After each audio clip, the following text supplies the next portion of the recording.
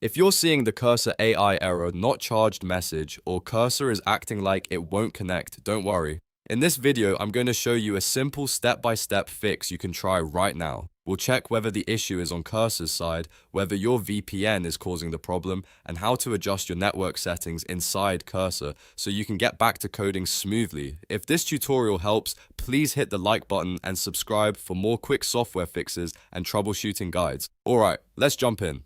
First, open Chrome on your computer. You can use any browser, but Chrome makes it easy to check the status page quickly. Once Chrome is open, go to status.cursor.com. This is Cursor's official status page, and it tells you whether Cursor is currently experiencing any service issues, outages, or degraded performance. When the page loads, look for the current server status. If the status page shows an incident, an outage, or any major disruptions, then the problem may not be on your device at all. In that case, the best thing to do is wait and try again later, because the Cursor team may already be working on a fix.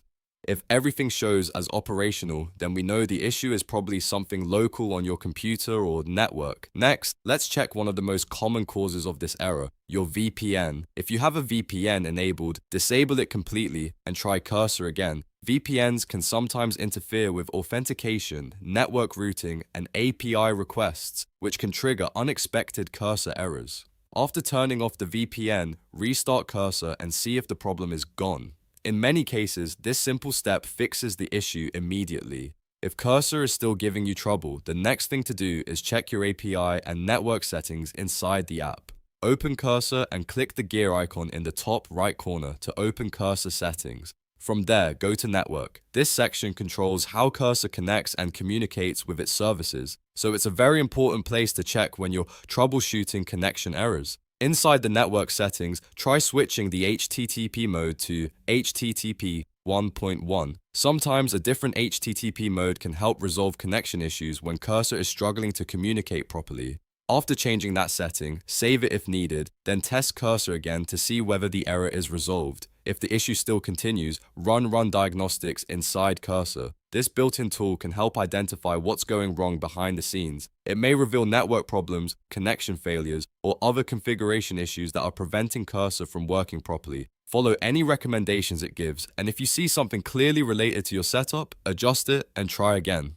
Now, there's one more important tip that can help if you've been feeding Cursor too much information at once.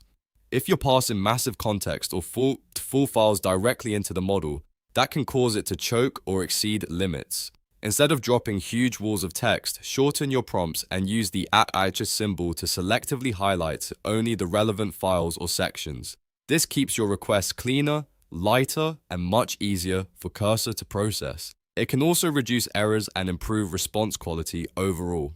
So to quickly recap, first, check status.cursor.com in Chrome to see if Cursor's servers are having issues. Second, disable your VPN because it can interfere with connectivity. Third, open Cursor settings, go to Network, switch HTTP mode to HTTP 1.1, and run diagnostics. And finally, keep your prompts focused and use @ to reference only the files you actually need. If one of these steps fixed your issue, let me know in the comments which one worked for you. And if you want more practical Cursor AI tutorials, coding tips, and software troubleshooting guides, make sure to like this video and subscribe to the channel. Thanks for watching, and I'll see you in the next one.